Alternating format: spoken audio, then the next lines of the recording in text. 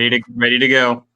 We are live. We are ready. We're just jumping on right now, a little bit early. If you're joining us for our live stream after the fact, just realize that we're gonna start our actual live recording at about 4:10, which is in about 6 minutes from now, and that's gonna be what's actually recorded. So this is just us chilling, waiting for some people to join us live.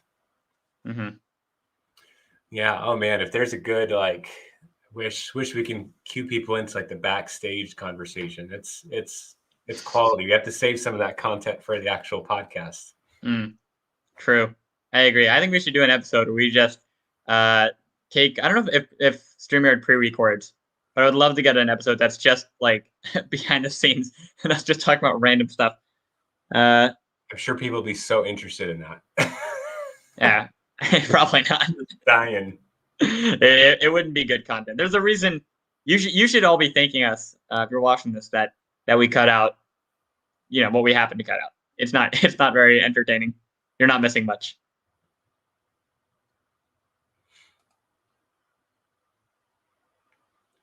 Love it. It's true. It's normally us just talking about John, how would you describe our backstage pre-recording talks? What do we go over? It's like 10% talking about the schedule for the podcast. It's like, I don't know, 50% talking about the chaos that's happening and maybe the remaining 40% is like sound problems. I don't know. It's true. Something like that. But that's a very real problem though, right? Is what will we talk about when there's no longer like an overhanging tragedy in every conversation? Like every conversation I've had with a stranger and with someone I know since 2020 or since March of 2020 or whatever has been about COVID, and I've lost the ability to talk about anything else. Yeah, what do we talk about in 2019? Yeah, right? I forgot. Yeah, it's like I think SNL did a skit where they talked about people who really don't like Trump but also have made that their personality, how they're like torn on the election. They're like, if we don't vote him in, what do we joke about? And yeah, I don't know. I feel like I'm gonna. Yeah. It's made the careers of a lot of like late night hosts and that kind of thing, comedians. Yeah. So True. What are they going to talk about? Yep. It's fair. It's kind of like, this pandemic, I think, is going to be kind of like a toothache, right? Where sometimes you have like an ache in the back of your mouth and it hurts, but you get so used to it being there that when it's gone, you're like, oh man, I kind of missed that thing. Or wow, I didn't realize how much pain I was in. Yeah, maybe it'll be that. Maybe it'll be that. Mm-hmm. But when you have an injury for a while, you act like you still have it because you're like, I don't know, it just feels like it should be there still. So, anyways, that's going to be interesting. The social, and I'm not talking like societal. I'm talking like the social in terms of how we as human beings interact with each other. Impacts of the pandemic are going to be really wacky to follow. Yeah. Okay. Yeah. One thing I always find myself doing is watching. I'll watch a YouTube video and it'll be from back in like 2016, and people are too close to each other or not wearing masks, and I immediately like have a reflex. So I wonder if that'll stick around for a while, whether I like it or not. Yeah, no, I was just thinking about, because we were talking about retreats today. So thinking about last year's retreat, I'm like, oh my gosh, like look at how close the students were to each other. Like I can't believe. And we served them food and everything. I'm like, whoa. No one brought a face mask. No one. I didn't bring any extras. I didn't bring it for myself. It was wild. Mm-hmm. It's true. Yeah, it's pretty crazy.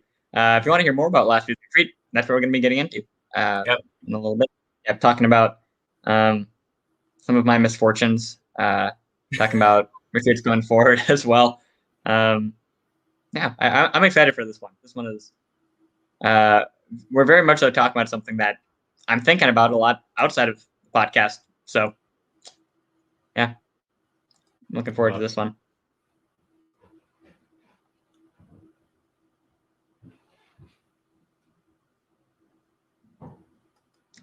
Cool. Sweet. We're about 1 minute out. We're trying not to. I'm kind of like holding back with what we're going to be discussing. Oh yeah, I should have given a spoiler alert. We're going to be talking about retreats and everything that goes behind that. It's going to be legit. Mm-hmm. All right. Well, we are at 4:09. Let's do our countdown. You ready? Oh, I'm always ready for the countdown. All right, sweet. Let's do this.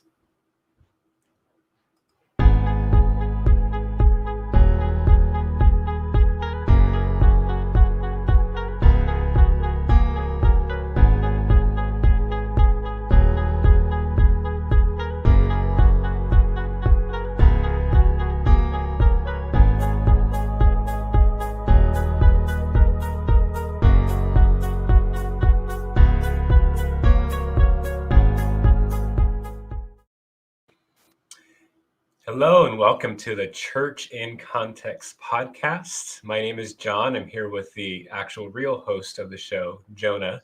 Oh yeah, exactly. Mm-hmm. I really think we should rebrand. I mean, Church in Context is a good name, but I think just like the Jonah Show has a nice ring to it too. The Jonah Show, Jonah and companions. That's right. Yeah, Jonah and friends, maybe. Jonah and friends. Companions is better though because it makes it seem less like we're equals. You know.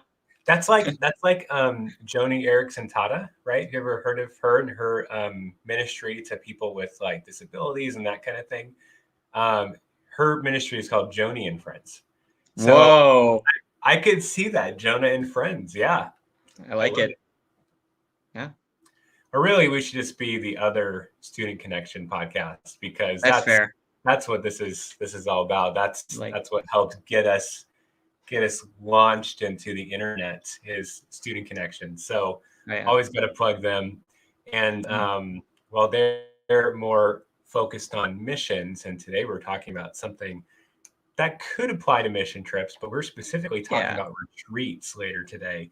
And you really are the star of the show today because you are leading a retreat, hopefully, this weekend. We'll get into the hopefully piece in a couple minutes. Yeah, it's true. Yeah, I don't know if I'd say what I've learned from planning this retreat is that I should not be the star of the show. You know, I still have a lot to learn. There's a lot of curveballs, and I think things are going to turn out all right. But yeah, it's definitely been a cool learning process for me, and so I'm excited to share that. It's awesome. Before we get started, though, let's dig into some funny, random, odd stories from the week. And mine for this week is. I just love this. So it's Valentine's Day this weekend, right? So that's going to be on Sunday. And as a promotion, I don't know if this is at Dunkin' Donuts nationwide or just in New York City, one particular one, but they're doing drive-through wedding ceremonies. So if you go through Dunkin' Donuts, you could actually exchange vows, and it's like can be legit. I'm looking at one. It's actually tomorrow, not on Valentine's Day, between 3 and 4 p.m. in New York. If you go, you can actually exchange vows, and it's legit. You can get married at Dunkin' Donuts and get a below average donut at the same time. So it's all good, all in one package, one-stop shop, right? That's okay. I don't know. I have several questions, but I guess a better one, John. If you had to get married at any fast food drive-through, which fast food drive-through? Because Dunkin' Donuts would not be my top choice. Yeah, that's true. Well, I'd go Krispy Kreme before Dunkin' Donuts. So even in the world of drive-through donut places, Dunkin' Donuts is not my top place. It's probably third. Tim Hortons would be of Dunkin' Donuts too. I feel like, my first response being someone from Southern California, my first response In-N-Out, but there's so many people and they get you through the line so fast. So it would feel like a very fast wedding. If I really wanted a long, drawn out wedding where I could sit there for a couple hours and no one interrupts me, I would choose like Burger King or something like that. I feel like the right answer is Chick-fil-A. I just realized that's easily the right answer to this question. I was thinking about it and I got it. That's for sure it. Like I bet most people in their drive-thru are like already ordained anyways. They could probably do it. Yeah. I think that is a requirement for Chick-fil-A. Probably. They have to be ordained. Yeah. And you know that it'd be their pleasure to help you out by getting you married. So, Yeah. Right. I bet you they'd throw in something free for that too. Probably. At least the coupon. Nothing less than that. But well, I know with Dunkin' Donuts, it gives a new depth to their slogan, America runs on Dunkin', right? So that's just true. It really fits with how America is run. So there we go. Sponsor number 2. First they took over the food industry. Now they're taking over marriage. Next they're just going to do like a hostile take. They're going to keep taking over parts of the American life until everything we need is just a Dunkin' Donuts. Yeah, I mean, I think like the military. Like, I mean, it's coming. That's right. I want someone to write dystopian fiction about Dunkin' Donuts taking over. Yeah, I would read that. All right, what's your random funny story for the week? So kind of related to Chick-fil-A. Chick-fil-A is interesting because they only sell chicken, but obviously their mascots are cows.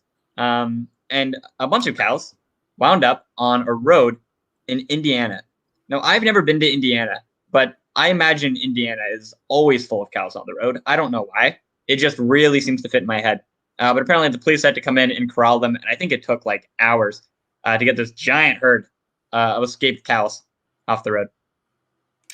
That's fantastic. You know, when I think of Indiana, you have like corn, like that's another one. Like just, you know, I wonder. You know, this is true. I've heard this, and I haven't actually tested this. But if you paint like a white line, I believe it's a white line, that cows will not cross a certain color line. So there must have just been like some kind of break in the road, and they crossed. Yeah. Dang. So cows in the road to Indiana sounds. Indiana. It sounds Indiana. Indiana. Probably on the other side that was stalks of corn. That just perfectly fits. Yeah, that should be the state flag, honestly. Yeah. Cows eating corn. I mean, that's just there you go. Perfect.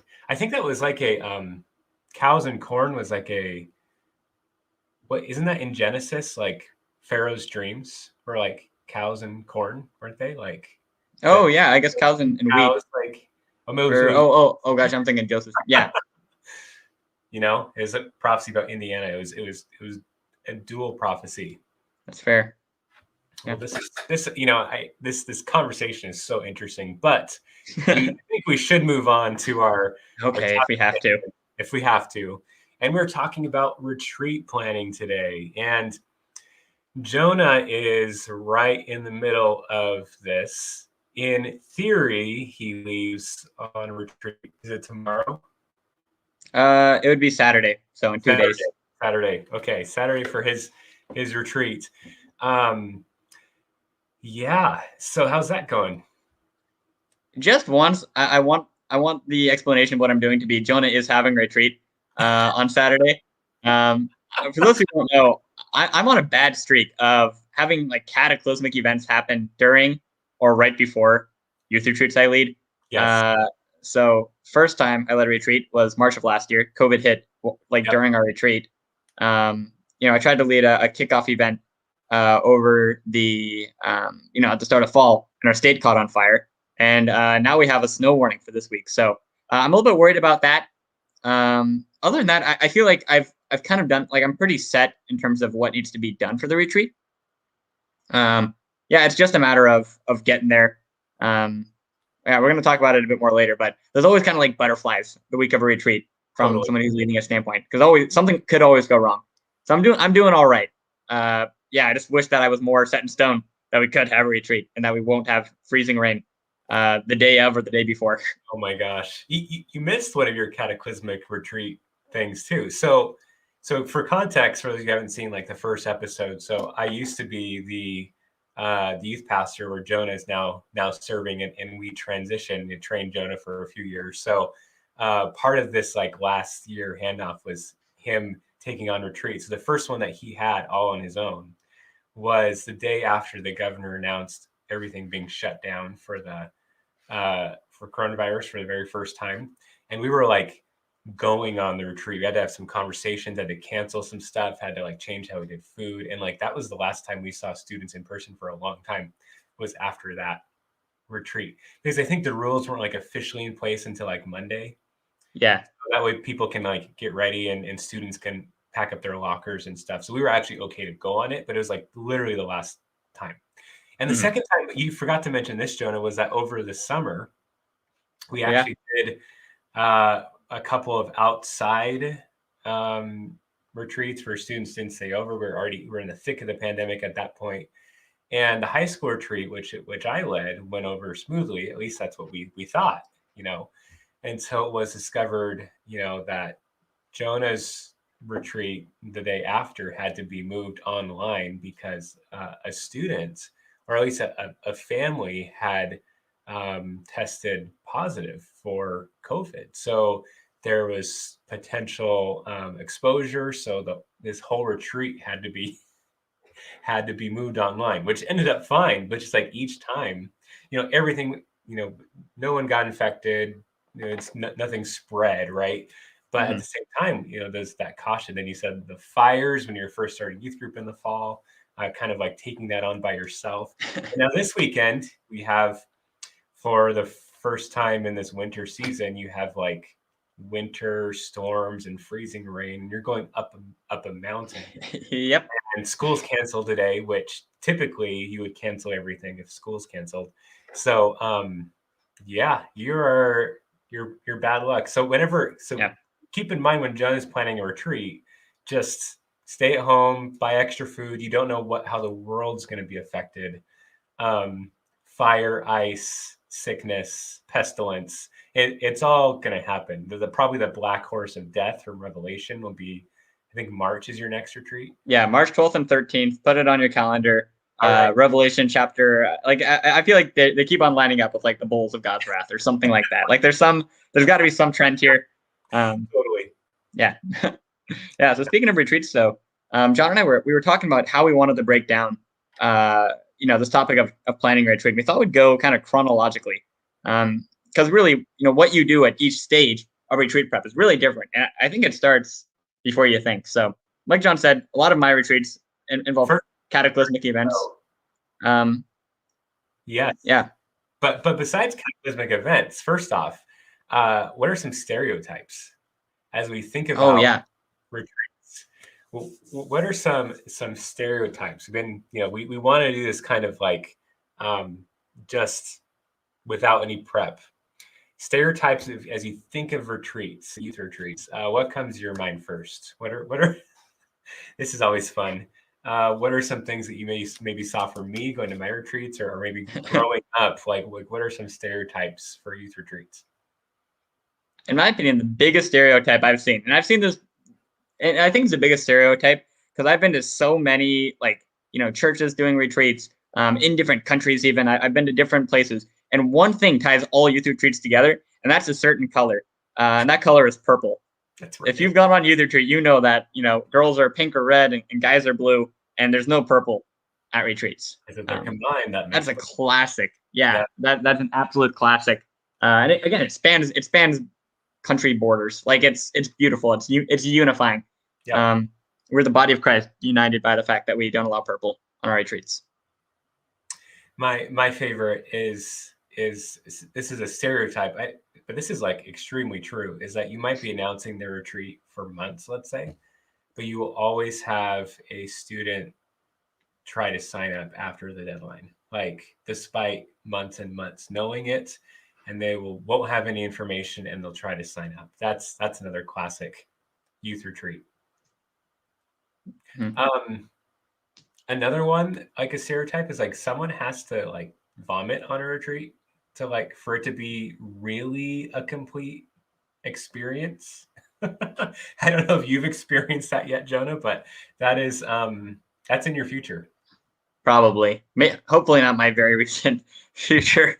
Yeah, that's one too. I think another one is the fact that no one sleeps on retreats. And I don't know if I realized this when I was a youth. I realized this once I started to need sleep to operate as a human being. Now whenever I go on a retreat, 4 a.m. is less fun when you're the adult there. So another one, and this is speaking from that youth ministry perspective, is that Wednesday nights I'm always very cautious about the time, like for youth group or Sunday mornings when teaching, how long you're teaching, like 15, 20 minutes. there's like a science how much students can pay attention. On a retreat, they're literally a captive audience. So you can go on for like an hour plus, and it's just, you're hoping that they retain a percentage of that, but it can go on and on. It's awesome. It's true. Oh yeah, and we can't forget the snack kid. Every youth group has a snack kid. I don't know who it is at your youth group, but one kid will bring just like snacks galore, and they would just live up that, and they'll be the coolest kid at the retreat. So shout out to whoever the snack parent is behind the scenes. You're setting your kid up for success. Yeah, every youth group I've been to, even when I was going to different camps and stuff, there's always a snack kid. Every cabin has one. It's always that kid who needs sugar the least, and he always brings the most sugar. That's also a good one. All right. Another one, if someone besides vomiting is someone getting injured, right? In particular, in our context, a pastor's kid getting injured was like that was a good rhythm. Yeah, and the funny thing too is it was different kids, but the same pastor every time. Yes. They were really bad. Yes. Yeah, that was a weird trend. But what is it? I think it was just like 3 retreats in a row. Only the same pastor's kid would keep getting injured. So, yeah, that's true. Yeah, it was like the same one for a while, and now yeah. his brother is now in youth group too. So there are 3 of these pastors' kids in our youth group. So the odds of one of them getting injured was already like out of 3 kids, out of how many ever we have. Odds that that's going to be one of them is pretty high, I think. Yeah, totally. And I have to admit, I do appreciate how gracious yeah, always was. There must be lots of injuries at home. I think it's not like this random thing.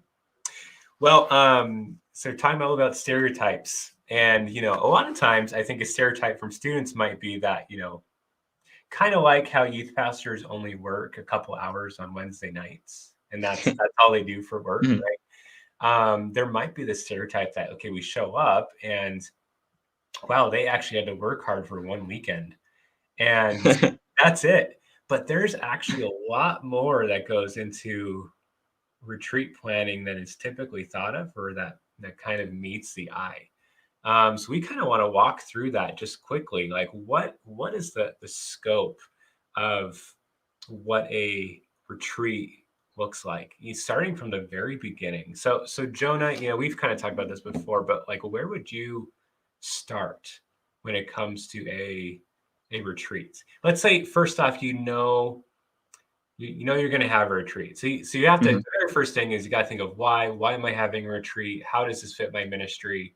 That's kind of the baseline. You're having a retreat. Then how do you start? I'd love to give some spiritual example about like, I start with the vision for the retreat, but the reality is you got to find a place to have a retreat or else you don't have a retreat. A big part of the allure, I think, of retreats and the power of them is that you're meeting with a group you already know in a location that's unfamiliar, and it brings out different sides of people. You see each other in a new environment. I think that's a really powerful reason that retreats are so successful. And so I think finding a location, it for me is like step one. Like if you don't have a place to do a retreat, you're probably not going to have a very good retreat. And you can work on other things later. That's when that I think is good to get down real early on. Like we're talking a year in advance ish. Yeah, I agree. Yeah, about a year in advance, and like this kind of goes alongside that. This almost like the same step is choosing your dates for your retreat, and that because the retreat center has to have it open. Your church has to fit within your church's calendar, and generally your students' calendars too. You don't want to schedule a retreat if it's going to be like homecoming weekend, for example. Like that's probably a bad time. But otherwise, like those two things really fit together. And like you said, like typically a year ahead of time. I remember like scouting out new places and scouting them out a full year, maybe even more than a full year, so they can get those dates in a year early. So like as the retreat is happening, typically the youth pastor already has an idea of when next year's retreat is going to be. And a lot of times that conversation with the owner of the retreat center, let's assume they're doing the same place, twice, like back-to-back years.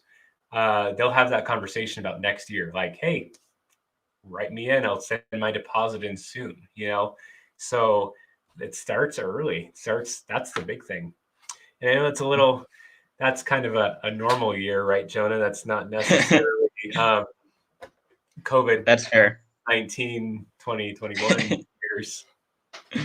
Yeah, no, this year, I'm talking like, how life should be.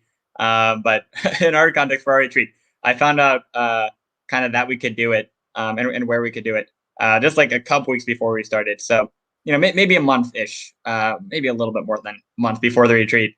I kind of got not necessarily the green light, but the restrictions were clear about what we could and couldn't do at that point. So that was when it's like, okay, we can actually move forward and have a picture of what this can look like. So, pandemic retreat, but it's kind of a two-edged sword, because on one hand, I have less time to prep a retreat. On the other hand, retreat sites have more openings. So it's kind of a give and take, I think. Which is unusual. Yeah, that's the whole reason why you plan a year ahead of time, right? Is so that you can actually get into these places. But that's the nice thing, is that you probably could have picked a lot of places, because not many people are having it, as long as they're hosting. That's the big difference, right? Mm-hmm. Okay, so you have your location picked out. Let's say you pay your deposit, all that stuff. What do you think kind of happens next? And I know this is like, this could be different in this kind of order, but what would you do next after that is picked out? It's not at least a normal year, not a 1 month out year, but yeah, totally. Yeah. For me, it moves into like, I guess coming up with, what's like a unique idea you could have for this retreat, or like lesson prep. I see, once you have like location and the time down, transportation also comes, but at least I would probably do that a little bit closer to the event. But I'd say like, lesson prep, what's like something unique that can make this retreat stand out? Maybe it's a really fun idea. Maybe you're going to go on a hike with your team, or you're going to, we talked with our retreat last year about faking a breakdown. Like, what if, as we were going, we pretended our van broke down and we had this kind of adventure set up for the kids. So to me, doing something like that can be good to kind of get on your radar earlier. Maybe that's just the way my mind works. Transportation is the next most important thing. I'll be clear about that. After date and time, transportation's the next thing in terms of importance. But it feels like that can, happen a little bit later on than getting an idea of what you're going to present to people when you advertise the retreat, if that makes sense. Like, we're going to talk about the retreat. I want to have something to plug to them. And so that's why I'd hold off on transportation till after that. Anyways, yeah, maybe your order's different though. So you're saying like getting something besides just the actual venue, like what's around the venue? Like, what are you gonna do alongside that? I know for the winter retreat last February in 2020, pre-pandemic, a month before the pandemic, we had, the big thing was actually two big things. One was we did cosmic inner tubing on snow. So there's a snow park a couple miles from the retreat center. So that was like a big thing. And the other thing was we did like a formal dinner, and had an amazing volunteer. His name is Ben, who like is the lifeline of retreats.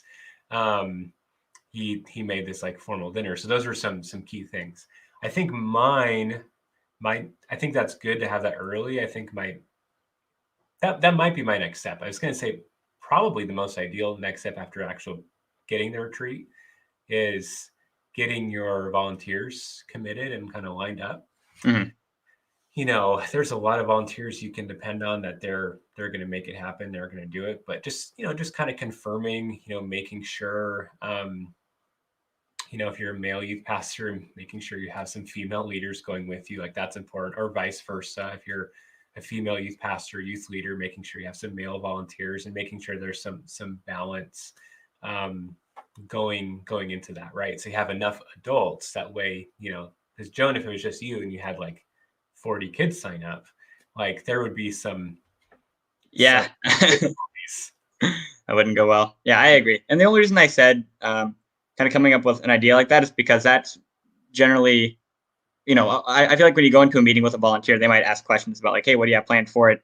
And maybe that's different probably if you ask them a year in advance as opposed to 3 weeks in advance. Sure. But I agree. That's definitely the next like big push is getting your team on board for the retreat. I think that's a really important step. Because the reality is too, as important as a youth pastor is to a retreat, having volunteers be on the same page as you and getting your team oriented in like the right direction and knowing why you're doing it together matters a lot. And those conversations can start early, and those can be really fun conversations too. So, yeah.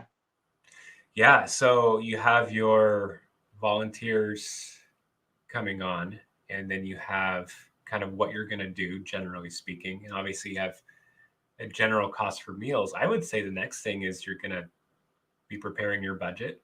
You're going to be doing kind of the not so fun part of it, because you want to be able to establish like the cost and kind of get students ready for that. I know this has been our tradition. I'm not sure if every church does this, but typically if an adult is giving up their weekend, we don't also make them pay, right? So, that has to be factored in, that volunteers can go and it's not costing them to go. But yeah, figuring out what the budget is, how much do students have to pay? And then my next step after that would be communicating like crazy. And ideally, in a normal year where you don't know if retreats are going to be canceled due to, deadly illness, you're communicating out like 6 months in advance, like these dates, maybe even longer if you actually know them. Like you're telling people, and this is how much it's going to cost. That way there are no surprises. Like $150 retreat sounds like a lot of money, but if you tell them, 8 months in advance or something like that, and they're saving up $20 a month, like it's possible. So good communication, good early advertising, get it out there. Okay. So we have this like retreat, volunteers are set. We have like things that we're doing lined up, and it's out there. What's next? Like, what do you think is next? Yeah. I mean, are we talking like in terms of our prep? Yeah. So normally what I've done, and this is something that you taught me, is having meetings with your team as well.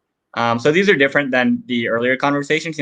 Early on, you'll go up to somebody and say like, hey, we're doing this retreat then. Do you have any ideas for it? Or will you be able to make it? But the planning meetings, from what I've experienced and from what I've done, are really a time to make sure that everyone's kind of bought in a sense. So like we had our meeting, only a couple weeks ago, I think 2 weeks ago or something. So not as far in advance as I'd normally like to have it.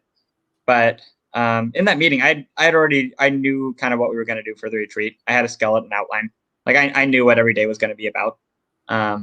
But getting people involved, giving them the opportunity to contribute something to the retreat, giving them like, hey, you're like our food guru. An example of our Ben, who's a friend of ours. Giving them, putting people in the right place, I guess, to fill in the gaps in your outline is kind of what that's like later retreat planning process looks like. That's what I would do next in the process. I might have missed something. Maybe that's when transportation would come in. Is a bit before that, but yeah. Yeah. Oh yeah, for sure. So I love that, and that's a key thing you brought up that not a lot of people see is how much time, not just the youth leader, like the youth pastor, puts into it. Yeah. Also, what all the different volunteers will put into it, and that's not always seen, which is significant, because if you Jonah had to plan every component of that retreat, from the food being the big one, and then like games and all the music and your teaching and whatever else, like that would be intense. That'd be a bad retreat too.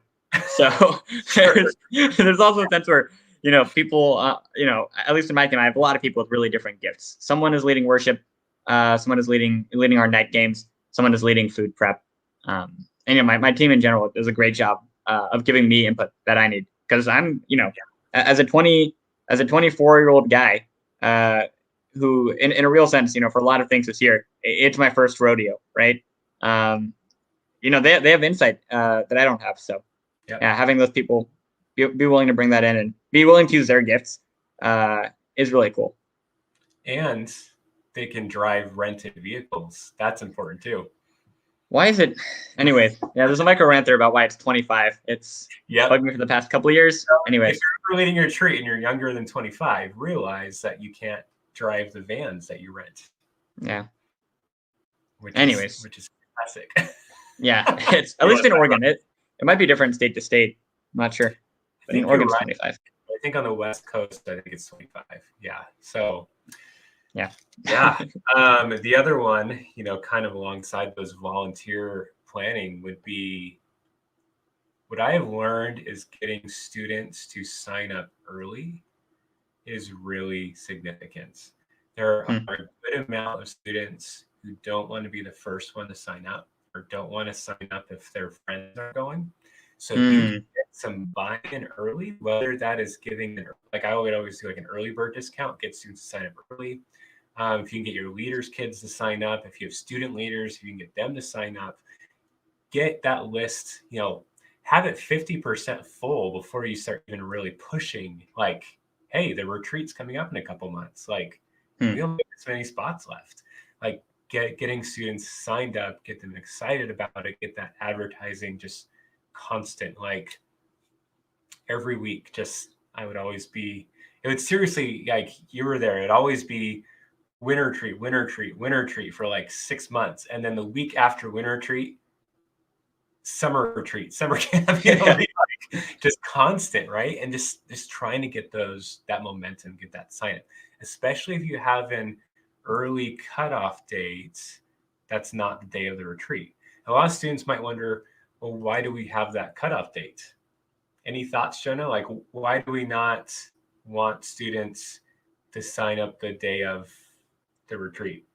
A couple of reasons. One that's pertinent with COVID and with eventual snow is like transportation. We need to know how many people are going to be filling seats in our bus or our van or our leaders' cars to get to this retreat. That's a big one. And another one as well is like, trying to guess how much food to buy. It's good to know how many mouths you're going to feed for the weekend. With this retreat, again, with such a short, limited time that I gave to parents to sign up, I'm not as strict about it as maybe I would be in other years. But the reality is, there was kind of a choice being made, right? Do I have an early cutoff date and save myself some problems, or do I give kids more time to sign up? And I'm dealing with some of the issues with not having an early cutoff date. So. Yeah, I think in your case, with only a few weeks out and having to change, I totally get that. Trying to push that cutoff date as late as possible, even expecting students to not sign up on time. But this has taught me that you should really have students sign up early. Because there's student to leader ratios, you have proper, just all the costs and stuff that go in. Like, last year, I had to pre-buy those tickets, for example, for the tubing. So we had a couple.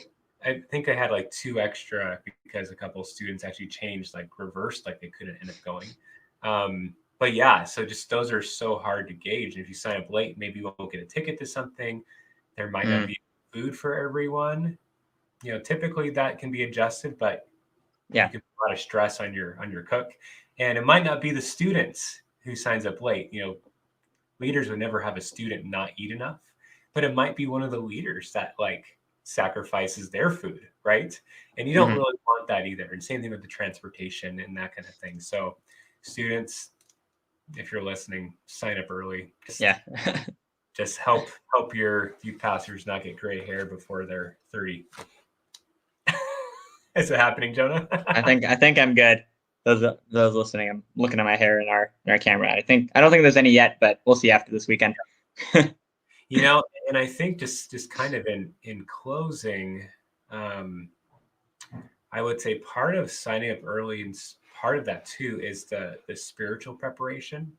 I think for students, if you're waiting until the last minute, like say a couple days before, there's an element of your heart getting ready to go on that retreat. There's an element of your youth minister, youth pastor, and the youth leaders praying for you as you're going. You know, and I'm sure they're praying for you often anyway, but specifically for that retreat, like there's a emotional preparation, spiritual preparation that goes into it. So it's really important to be ready in that way. So as you're going into it, prepare yourself, get yourself spiritually and emotionally ready, and be open, so you can be open and you're present. You're not just like Thursday night or Friday night, you're doing something completely different. You're not even thinking about the retreat, and then suddenly you're going. It's a mindset shift that is difficult, especially because a lot can be done spiritually on these retreats. So I think that's really important. Like, start preparing yourself early. Yeah. Any other thoughts? Just, gosh, I know there's a lot to cover. There's a lot of like adjustments within the retreat and just thoughts, you know, letting it sink in after. But any other thoughts on kind of the preparations that go in, maybe even the last minute for these retreats? I'd say no matter, like, for this retreat, even though I didn't have much time, I feel like I've kind of covered, you know, a lot of things. We have a pretty solid plan B for worst case scenario. But I think regardless of how prepped you are, it's kind of nerve wracking a little bit, leading a retreat and planning a retreat. I think I don't get nervous in a lot of situations that make most people nervous. Interviews, I'm fine with. I don't have any stage fright at all. The week before a retreat, I am like petrified. I don't know why. Yeah, so I don't know if that's a common thing. I think we had talked about this before.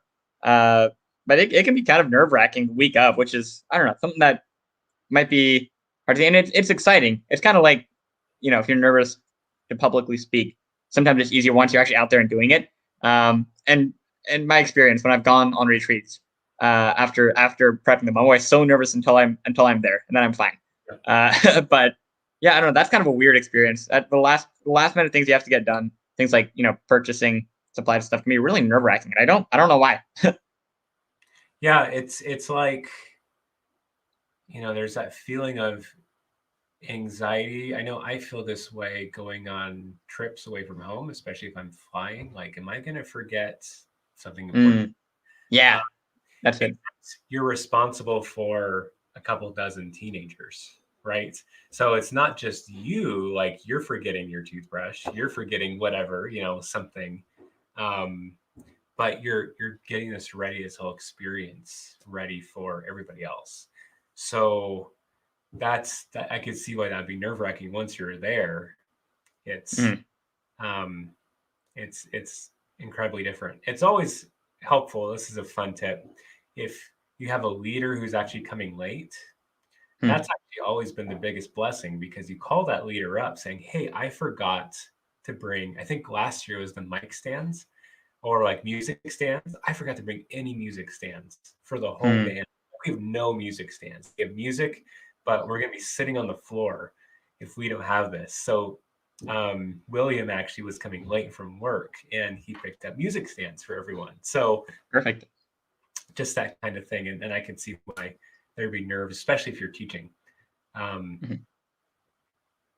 Which, yeah, that's good.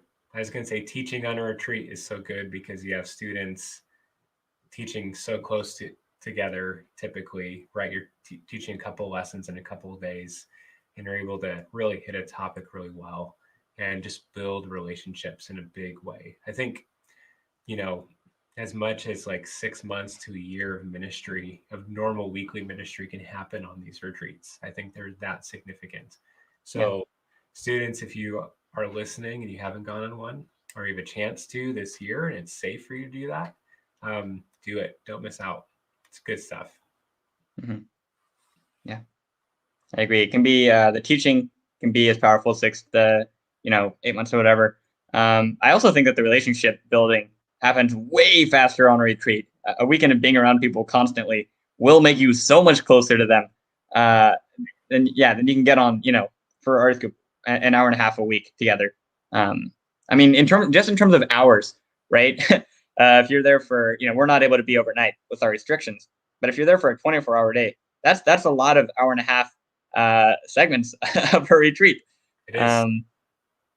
So, whatever, 18 or whatever it is, a little bit less than that. But like you're going to be 16. Yeah, you're going to be a lot closer to those people by the end of that retreat. Absolutely. It's so good. Yeah, just don't miss out on them. They're incredible, and I think they're a really big part of youth ministry. And if you are listening, you're a college student, oh man, either go on your church's college retreats or get involved in youth retreats. I think that's a great first step if you want to volunteer in youth ministry. That's a great place. I remember when I first volunteered for a youth ministry, this is way back in 2010. That dates me a little bit. But I got to go on our church's winter retreat like 3 weeks after I started volunteering. And it was good just to connect with the junior high students and, like you said, build those relationships. So get involved. Significant ministry happens on retreats. Yeah. And I think one way people can get involved as well. We love to plug Student Connection. They're a fantastic parachurch organization, but there's a lot of other great parachurch ministries where retreats happen. For example, the church that I work at and that John worked at partners up with CIY, and we've done some things with them before. And so there's definitely organizations you can get involved with, even in high school for some of them, for summer camps. And you can make a really big difference in people's lives by, even if you're not in a church directly, giving churches the space to like make a big impact is awesome. Yeah, it's huge.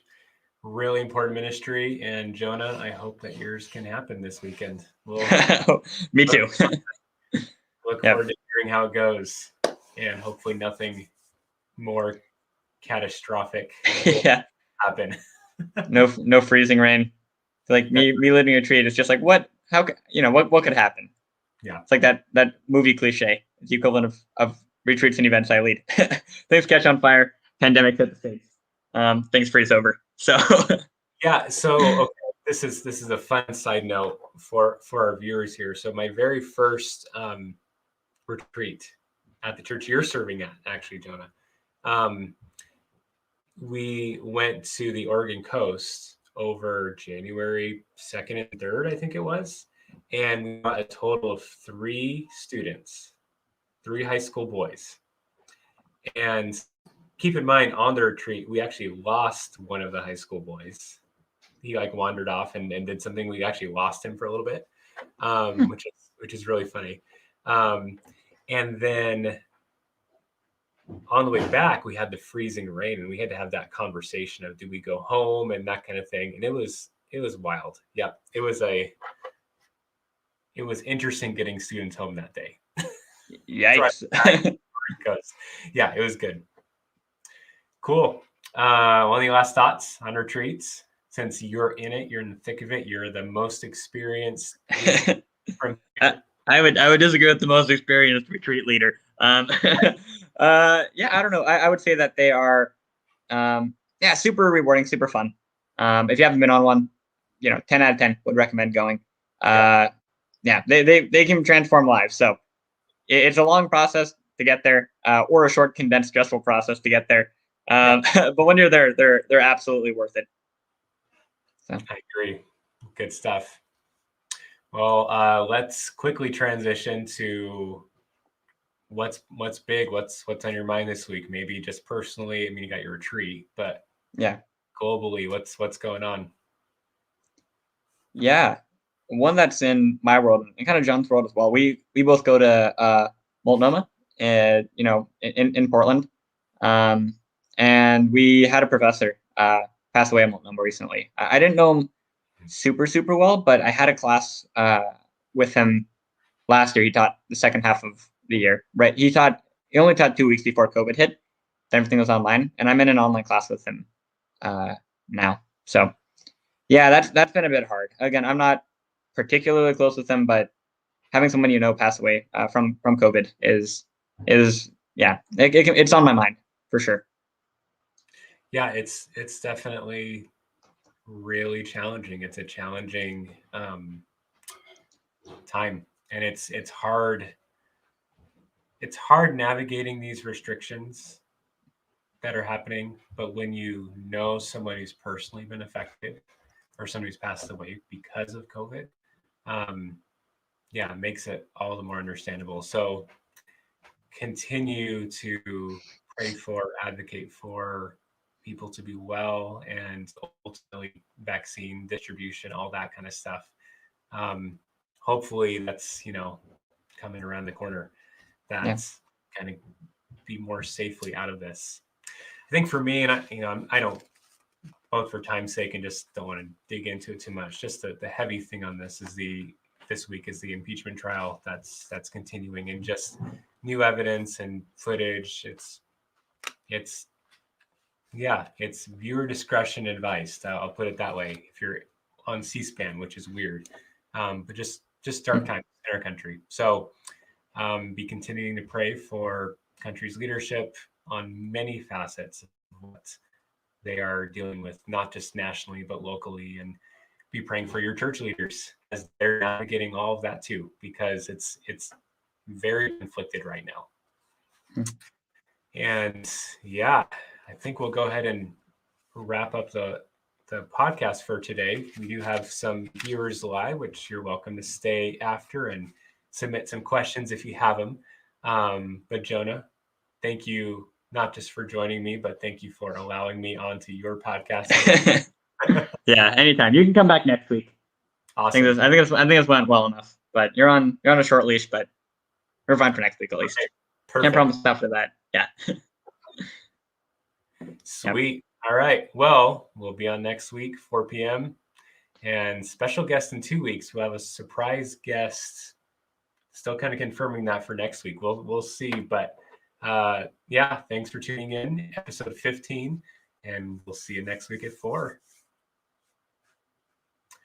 And that's a cut. So sweet. Yep. I saw Sarah was there. I don't know if you are still there, Sarah. Sarah, if you have any questions, you can ask. Talked about retreat prep. That's right.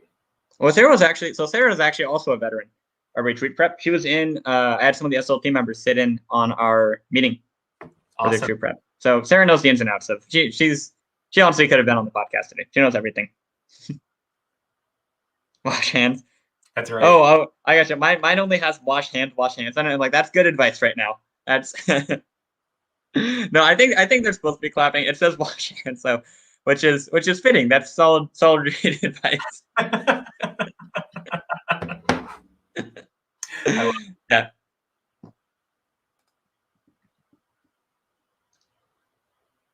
Yep. Good times. Trying to think what funny things Sarah was involved with on last year's retreats. I guess I wouldn't have gone on last year's retreats. No. I mean, I was at Move At, so that's at one. Mm-hmm. There were some more than amusing times getting the worship band ready. So we have a lot of our students participating in the worship band, and oh yes, good times. Good times. Mostly with students being gracious about mistakes that I make and wrong chord sheets that I give out, and it's times. Yep. That's one thing that's convenient for me, is that I'm not very good at music. So we have someone on our team, luckily, that is. So yeah, I believe it. Retreat worship can be for Sarah, whoever else is watching, what is like the most memorable thing that's happened on a retreat in a bad way? Like someone getting really hurt or like a bus breaking down, like what's like super memorable in a bad way? Trying to think of one from one. I know ones that for like retreats I've led, but I think they stick with you more when you let them. Probably. I'm trying to think of weird ones that have happened when I was like a youth, in my youth, back in my day. I have 2 words that you'll know exactly what I'm talking about. For my worst. Oh yeah. Camp Tadmor. Ouch. Oh yeah, that's right. Okay, I know what yours is. So something happened to John at Camp Tadmor. Yes. To be clear, it's not just Camp Tadmor wasn't the bad thing. It's a lovely camp with lovely people that lead it. Something bad, yeah. An event happened at Camp Tadmor that was not Camp Tadmor's fault that John is referring to, because that took me a second, and I know the story. I would recommend Camp Tadmor to anyone. Fantastic camp. We went to their middle school camp. Really good. But yeah, there's a game called Kachabi, and yeah, basically I didn't let go of the rope in this game we were playing, and I didn't let go until my leg caught on the ground and my ACL tore while playing a game at youth camp. So that was fun. Yep. That was Camp Tadmor for me. And the worst part, the worst part about it for me, from John's injury, the worst part about it was that we had names at Camp Tadmor. So I was Skookum, which became like Scooter. Yeah. John was Pirate, and like I wanted to make peg leg jokes so bad the entire week, which is terrible. That's not the right thing to do. So I had to hold myself back. Oh, that's a good one too. Yep, so we have a legendary volunteer who makes retreats happen. Like without him, there's no retreat, and that's they are the retreat. Cook of the retreat, and he has like a classic recipe for biscuits and gravy. So Sarah was sending a picture to someone who just decided not to come, just kind of because he missed out on biscuits and gravy. I mean, that's worth the price of admission, really, is that food, especially the breakfast. Oh yeah, so good. Yeah, don't get me wrong. I hope that the retreat doesn't get canceled, in part because, I want to be around the students, and I want to, spread God's word and become more like Christ. Yeah. But at the end of the day, the reason I really don't want it to get pushed back is because I'm craving biscuits and gravy Sunday night for our retreat. I know when it is because it's on my calendar. Yep. Yeah. It's true. Always the angry or tired fights midweek. Oh, I had some this was, I remember when I was in youth, I just had a reminder. I was at a camp called Camp Dunes up in Washington. Another really cool camp. I helped out there in high school as a volunteer. Really great place, really great people there. And I remember I was the only one from my church that wasn't in our church cabin. And in my cabin was 2 kids that had been in juvie. So that was kind of interesting. But it was cool that they were at camp, right? It's cool that they were at a Christian camp. And some of them throughout that week became more like Jesus. So it was awesome. That was kind of a crazy thing where, when I was in 7th or 8th grade at the time. Kind of wild to, first not be with your friends in a cabin because their cabin was full. And then to find out that, some of the people you were with are, a little bit intimidating to 7th grade Jonah. And you all should see a picture of 7th grade Jonah too. Oh, yeah. Man. Yeah. I'm glad that I got along with them really well, which is good because they could have beat me up. It would not have been hard. You could have just sent a strong breeze my way and taken me down. Oh yeah. For perspective, Jonah weighed 40 pounds and was 4 feet tall. And yeah, I'm still a small dude, but I was a small dude in junior high. Yeah. That's probably my weirdest camp story, or my wildest one. So, okay, I have to throw another one out there of you. How do you know all these? This is from when I gave you intern jobs. So there's a time when Jonah was an intern before he was. I think I know this one. Before he was the junior high director. So each church was responsible for making a piece of camp happen. And our church was assigned the games. So I had Jonah be the games. And what was the best part was, this is kind of like my predecessor. So this would be my youth pastor. Yeah. So kind of, Jonah's like, so Jonah's youth pastor, and then my predecessor. He was the speaker that week. And whenever Jonah was leading a game in front of it was probably 100 to 120 junior hires, I think. Was it more than that? Something like that. It might have been, Okay. Anyway, so Jonah's first time, he's super fresh, leading, trying to explain the rules for these games. And then his former youth pastor, Sean, would come out in an inflatable suit of some kind, like T-Rex or just whatever else, and just totally derail. Everything was derailed. And it took longer to explain the game than we actually got to play the game because of that. It was awesome. Oh man, I remember that. I was so mad. I love Sean. Sean is one of my favorite people. I've contacted him. Sometimes if I have questions about youth ministry, he's somebody I go to. So I love Sean. But at the same time, I was real mad. Yeah. Oh, this is a good. So Sarah was on that retreat I was telling you about earlier in the podcast about. We did a formal dinner, so we had to be very, very serious. I remember that. Sarah, what was your name? Type that in the chat. I totally forgot. Students made up their own names for this. Yeah. Anyway, in context, and for context, anyone that is watching, just so you guys know, we finished the part of our podcast that we record, and then post elsewhere. So if the seems really rambly and disorganized, that's because it is. That's what this time is for. That's exactly right. Yeah. And I feel like the people we get in this chat can be really random. I feel like they've come from a lot of different places. Yeah. Don't remember. Oh, Sarah doesn't remember. Okay. Yeah. Oh, man. All right. I had such a hard time.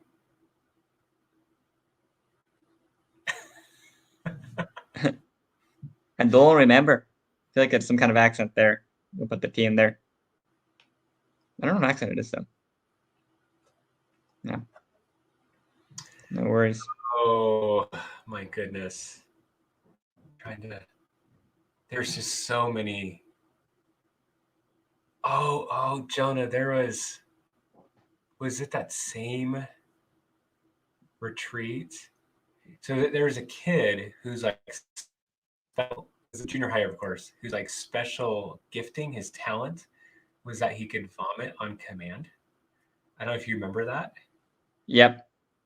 So, that was the weekend where the church parking lot was paved for the very first time in a long time, a decade or more, something like that. And he gets home and fresh asphalt, and he decides to show off that he can vomit on command. I just remember so many conversations with the church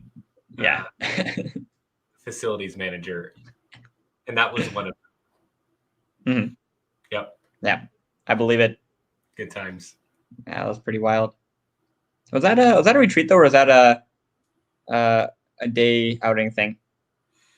It's a good question. I'm not sure. Okay. Anyways, I do remember the story. I don't know if I was there for it or if I just heard about it, but yeah, pretty wild. Wild stuff. All right. Audience, any questions for us before we wrap up? I'm trying to see if I missed anything. Yeah.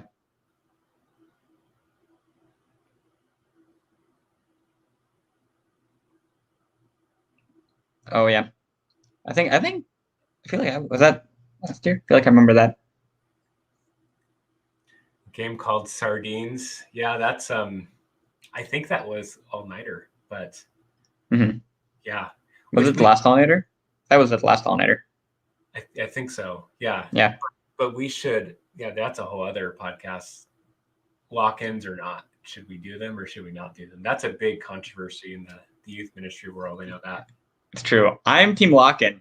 I'm also 24 years old. So like I've got my youth on my side. Some people are a bit older and maybe in youth ministry, either as a youth pastor, youth leader, volunteer. Anyways, there causes some division, but I'm always on board with them. Well, see, sometimes it depends on the group. So the group that we served at, that's fair. They're a decently well-behaved group of students, but there's also very, very minimal purple, kind of like we talked about. Yeah. Purple, right? So with lock-ins, that's like the big deal. Yeah, that's fair. So these students, like, they're like, if any of them, like, if there were any kind of love interest, it's like a big deal because it's so rare. And I'm sure Sarah can probably attest to that. Yeah. It's definitely lock-ins definitely look different at my other my last church I was at up in Canada. I didn't work there, but I was volunteer leader there. Yeah, no, it was absolutely insane. Not with purple stuff. Just I'll tell you about it off camera because it's kind of like intense stuff. I know it's my first all-nighter. I kind of blocked it out. So you brought back a whole floodgate. So if you have an all-nighter in a different setting, it depends on the setting. True. Could be threats of violence, or could be drugs, or could be alcohol, there could be stuff like that, and it just kind of depends. With where you served, it's pretty tame. You could probably leave the students without any supervision, and it would probably be mostly fine. Yeah, it's true. For a bit of context on our youth group, almost every time I go up to speak, like about half the kids pull out journals and pens. I don't tell them to bring journals and pens, but they do. So I think that's a good sign that our youth group is, by and large, they're pretty good kids. Yeah. My last youth group is like smacking blunts out of their hands. Oh, they're great kids though. Those are also amazing kids. Absolutely love them. And that wasn't a lot of the kids there. That was only a couple of the kids would bring stuff, but it is different. First lock-in though was with that group was pretty rough for me. Yep. All right. Well, I'm not sure if I'm seeing any questions, so I think we might go ahead and wrap it up. Sweet. Well, we're on next week, and hey, something for us. So Jonah, as we're planning, if any of our audience members have things that you want us to discuss, like let us know, and I think we can find a way to get guests and bring that in. That'd be good. Yeah, definitely. Cool. All right. Well, we're gonna end the broadcast, and sweet. We will catch you guys next week. Yes, there we